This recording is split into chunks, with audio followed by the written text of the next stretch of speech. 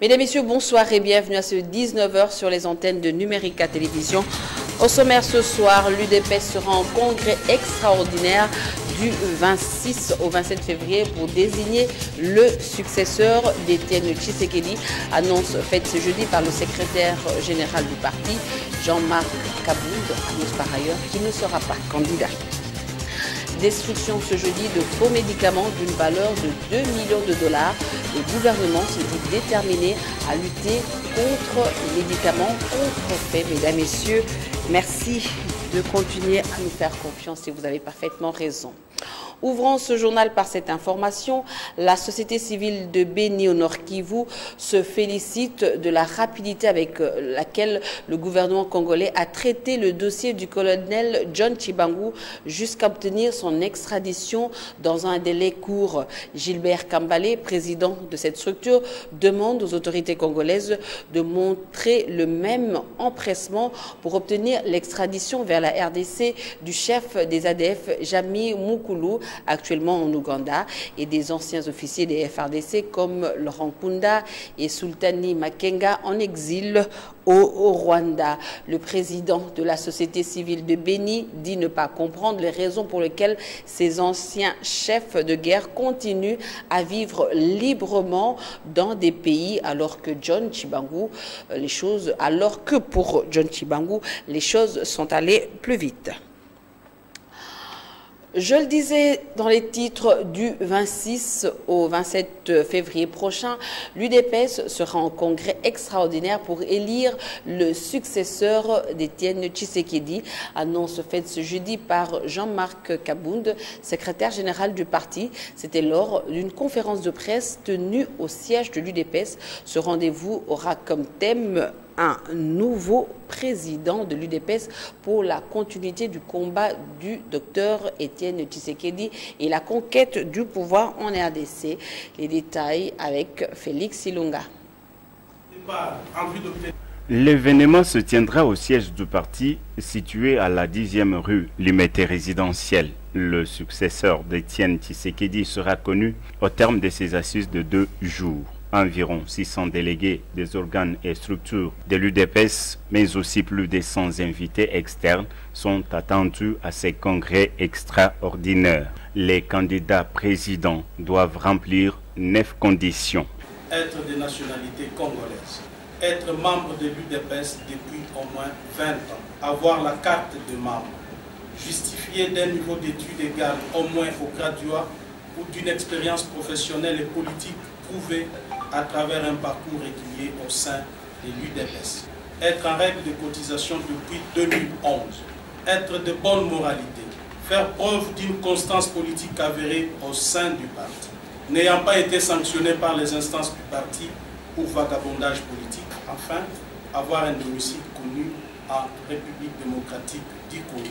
Le coût global pour l'organisation de ces assises est évalué à environ 176 300 $ américains. Je saisis cette occasion pour lancer un vibrant appel à chacun des combattantes et combattants du parti de serrer la ceinture et d'apporter sa contribution financière ou matérielle pour la réussite de ces travaux.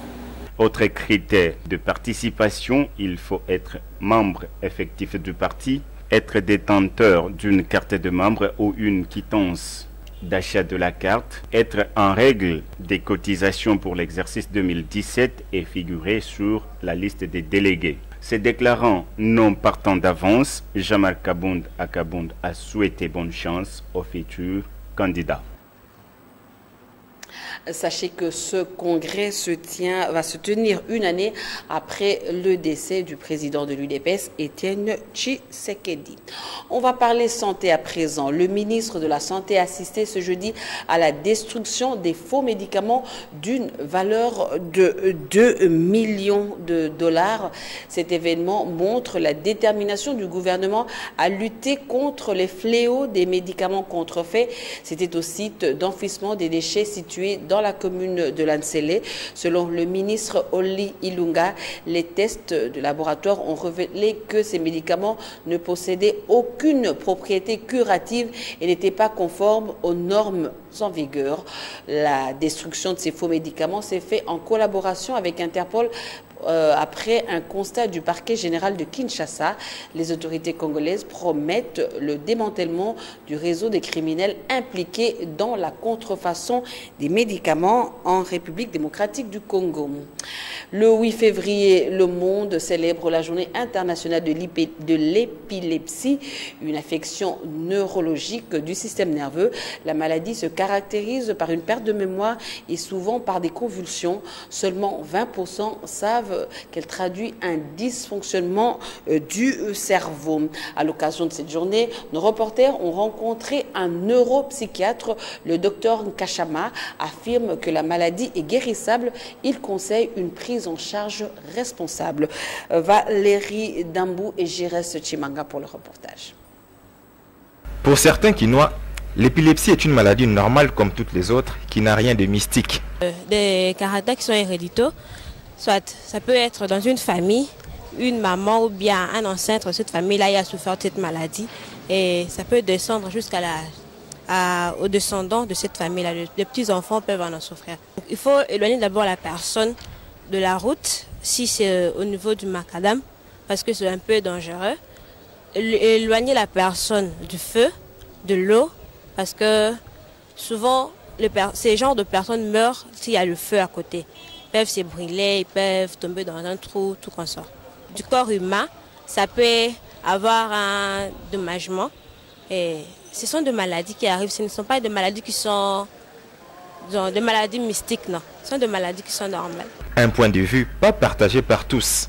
Pour ce qui est de l'épilepsie, bon, moi je sais qu'il y a deux aspects de cette sorte de maladie qui est mystérieuse. Bon, le premier aspect pour moi, bon, en tant qu'Africain, bon, on dit que ce type de maladie qui vient des forces maléfiques.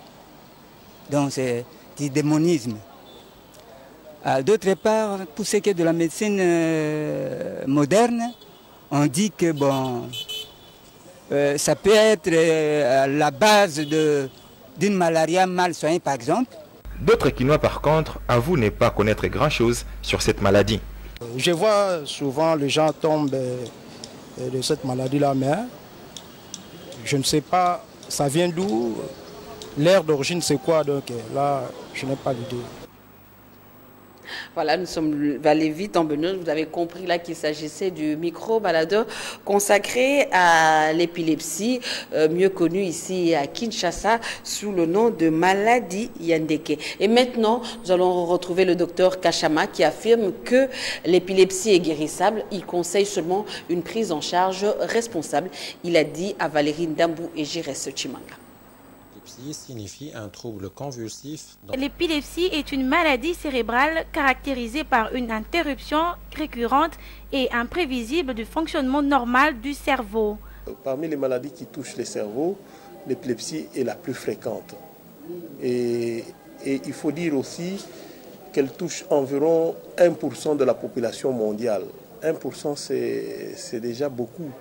Et quand vous devez chaque fois ramener ça dans la population comme le nôtre, comme dans la ville de Kinshasa, nous devons nous attendre à un plus grand nombre.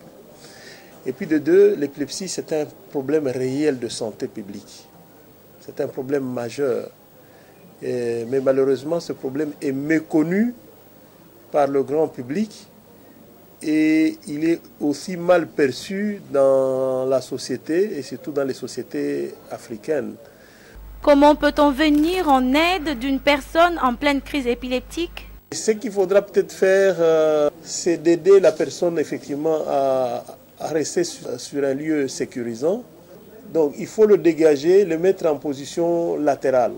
Ceci c'est pour favoriser l'aération ou la ventilation. Et ceux qui sont habitués, généralement, on leur recommande de protéger la langue. On demande en ce moment-là de pouvoir soit tirer sur le menton, soit placer une étoffe au niveau de doigt et plonger ça dans la bouche de quelqu'un pour éviter à ce qu'il ne se morde pas la langue. La maladie est-elle curative? Et on continue à croire que l'épilepsie est contagieuse alors qu'elle n'est pas contagieuse. On continue à croire que l'épilepsie n'est pas curable alors qu'elle est curable.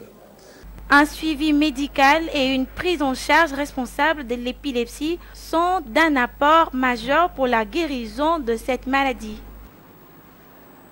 Vous pourrez suivre des informations plus fournies au cours de l'émission Consultation. Ça sera pour le mardi prochain.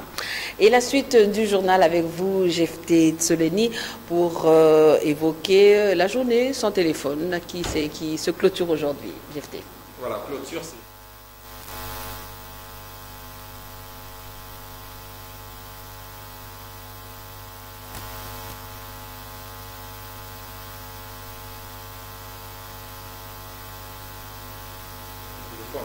Mais alors, cette question technologique, peut-on vivre sans téléphone toute une journée? Une partie de l'opinion affirme que c'est faisable. D'autres qui n'ont par contre ont un avis contraire. Ils l'ont dit à Gloria Nzeya et Eric Kalambay.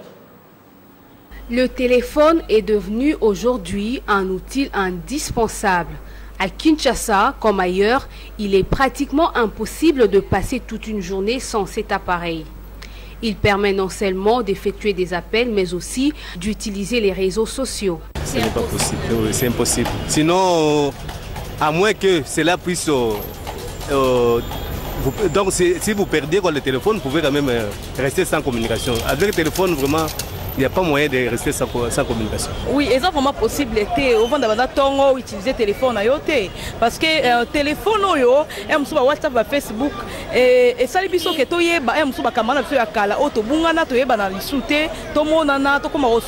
c'est vraiment impossible. Quand mégabytes, 100 mégas ou 50 mégabytes, on a Internet.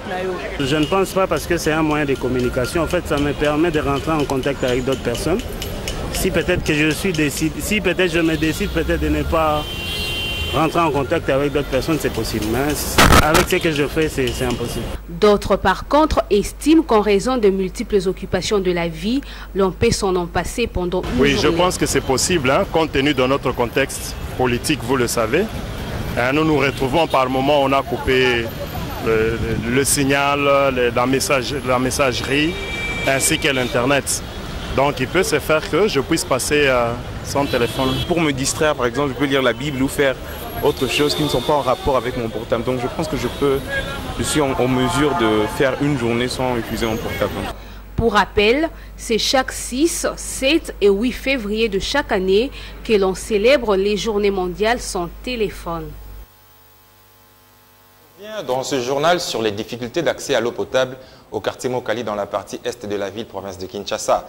Les femmes qui habitent le quartier Mokali déboursent 150 francs congolais pour 2 bidons d'eau à la borne Fontaine, initiative de l'Union européenne. Mais certaines d'entre elles vont s'approvisionner en eau, puis malgré les risques de maladie. C'est un reportage signé Félix Lunga et Eric Kalambay.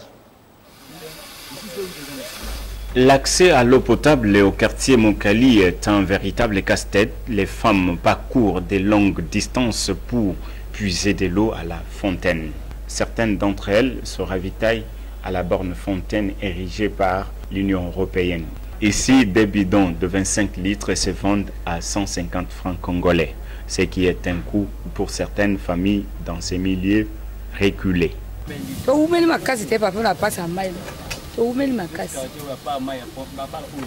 apaka oyo sebacha bisope oyo tenga tomona pasi ape bele penati ndenge naza na uchi fufu courage otoka meza tena mimika 4 bidon bana tonga ta mto tonga mena ndako ezali mutuna toka 8 bidon ça dépend de ce courage ça.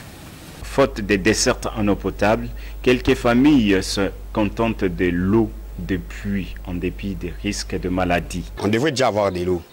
Régis de jours auparavant, il est venu nous installer des tuyaux. Sauf que ce qui reste, il fallait venir canaliser cette eau-là dans des parcelles comme ça s'est fait déjà hier. Malheureusement, il est un peu en retard. À ce point-là, nous demandons aux responsables des Régis des eaux de venir nous lancer déjà de l'eau puisque nous souffrons. Vous voyez nos petits utilisent des fois des puits là c'est trop sale.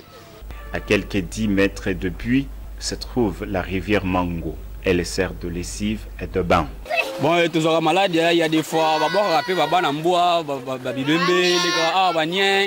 il y a d'autres personnes,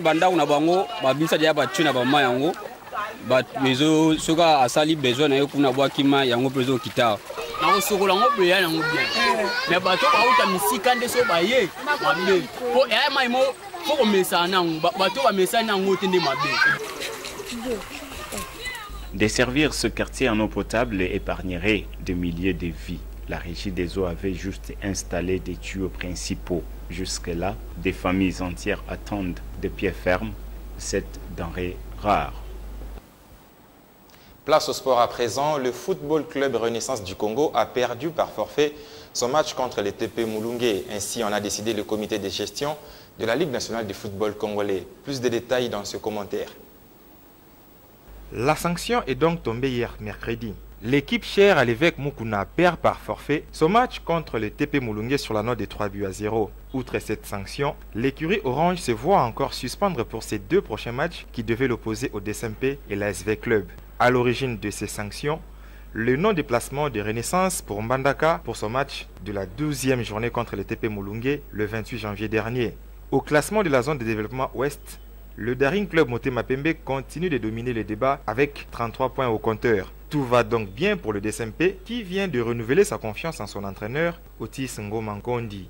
De son côté, l'ASV Club, 2e du classement avec désormais 29 points, prépare déjà la réception du club malawite B-Forward le dimanche 11 février prochain au stade des Martyrs de Kinshasa. Un quatuor arbitral sud-soudanais sera aux commandes de ces matchs aller comptant pour le tour préliminaire de la Ligue des champions de la CAF. Dans la zone centre-sud, le tout-puissant Mazembe a dominé le Bumbashi Sport sur le score de 2-1. À l'issue de cette victoire, les Corbeaux consolident leur leadership dans cette zone avec 36 points. La zone Est reste dominée par Mungano qui compte 20 points et Dauphin Noir a quant à lui 19 points. Toujours en sport, un but partout, c'est les résultats du match entre les Racing Club de Kinshasa et les tout-puissants Mulungue de Mbandaka. Une rencontre de la 13e journée de la zone ouest du championnat national. Et avec ces résultats, le RCK s'enlise à la 8e place, devant avant-dernière place avec 9 points en 12 sorties, alors que Mulungue, crédité de 17 points pour 14 matchs livrés, se classe à la 4e place, à la même longueur que Dragon. Paul Cazozo et Serge Mitelezi pour les reportages. Mercredi 7 février 2018, dans un stade de Tata Raphaël plus que de garni pour le match de la 13e journée de la zone ouest. L'occasion, le face-à-face entre le Racing Club de Kinshasa en noir et blanc et le tout-puissant Mulungue de Manaka en bleu et vert citron. Contre les Banekanga, le RCK, en pleine période de vache maigre, rêve d'un exploit pour se refaire la santé en vue de jours meilleurs. À défaut des occasions franches de but, à compter du reste sur le bout de doigt, si pas inexistante, l'opportunité, le penalty de la 78e minute, converti par Eris Sembo alias Sénégalais pour la seule et unique signature du RCK qui, par la suite, prête le flanc à Mulungue qui lui brise le rêve d'espoir. À la 84e minute, Yannick Sombo, le capitaine de Mulungue, profite de la mésentente entre le portier du RCK Kindoki Kinzi et sa défense pour rétablir l'équilibre. Mulungue, presque à un doigt de l'exploit, n'y arrive pas à la dernière minute à la suite de la maladresse de son attaquant. Avec ses nuls, Mulungue a quelques pas des playoffs. Avec 17 points pour 14 matchs joués, se place au 4e rang à la même hauteur que l'AS Dragon Bilima. Pour les RCK, 8e et 8 points, l'avenir est plus que sombre. Si cette détresse peut se dissiper dans l'avenir, si le jeune Nganga Nsenga éclate tout son talent encore latent. Bon, je suis milieu excentré. Bon, j'ai 20 ans. Je suis venu ici pour apporter un plus à cette équipe. Oui. Maintenant, nous sommes dans les difficultés, mais je pense que dans les futurs, tout ira bien. En page internationale, en visite à Pékin, Pékin, le président de la Commission de l'Union africaine rejette les accusations d'espionnage chinois. Une enquête du journal Le Monde avait fait scandale lors du sommet de l'Union africaine en janvier 2018. Le bâtiment d'institution offert par la Chine en 2012 aurait été truffé de micros cachés. Aujourd'hui à Pékin, le président de la Commission de l'Union africaine, le Tchadien Moussa Faki Mohamed, a refuté ces soupçons tout en disant que rien ne pouvait ébranler les relations entre l'Afrique et la Chine. Mesdames, Messieurs, c'est complètement terminé pour cette édition du journal. Jefté Tsoleni et moi étions très heureux de vous présenter ce journal. Jefté sera là demain à 13h. Moi, je vous retrouve très prochainement. Alors, je vous recommande encore une fois de continuer à nous suivre sur notre chaîne YouTube et de visiter notre page Facebook Numérica TV officielle. Mesdames, Messieurs, bonne suite des programmes sur Numérica Télévision.